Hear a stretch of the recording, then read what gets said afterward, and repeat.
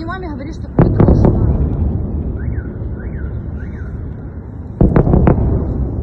रूस यूक्रेन संकट के बीच भारतीय प्रधानमंत्री नरेंद्र मोदी ने गुरुवार देर रात फोन पर रूसी राष्ट्रपति व्लादिमीर पुतिन से चर्चा की।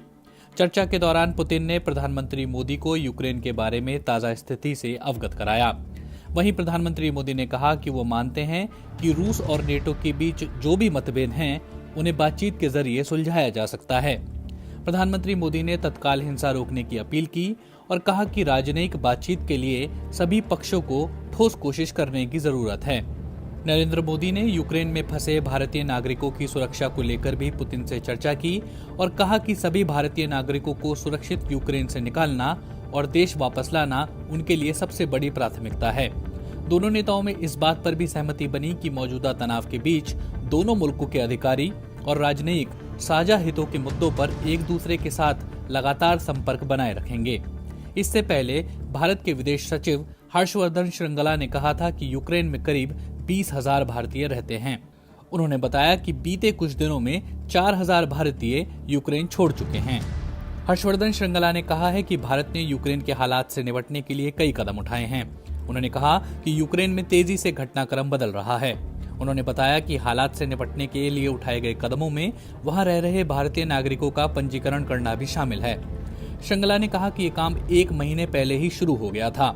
ऑनलाइन पंजीकरण से ही पता चला था कि यूक्रेन में 20,000 भारतीय रहते हैं।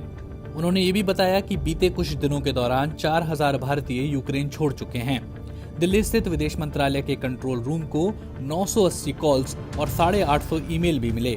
इस दौरान उन्होंने ये भी बताया कि यूक्रेन स्थित भारतीय दूतावास अपना काम जारी रखेगा। हर्षवर्धन श्रृंगला ने कहा है कि यूक्रेन में फंसे भारतीयों को वहां से बाहर निकालने के लिए भारतीय अधिकारियों को यूक्रेन के सटे देशों में भेजा गया है।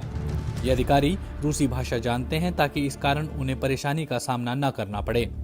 इनमें से कुछ अधिकारी वहां पहुंच चुके हैं जबकि कुछ पहुंचने वाले हैं। श्रृंगला के मुताबिक यूक्रेन से सटे पोलैंड, रोमानिया, स्लोवाकिया और हंगरी में मौजूद भारतीय राजदूतों से कहा गया है कि वो यूक्रेन से बाहर निकल रहे भारतीयों को इन मुल्कों में आने दें ताकि उन्हें वहां से भारत लाया जा सके।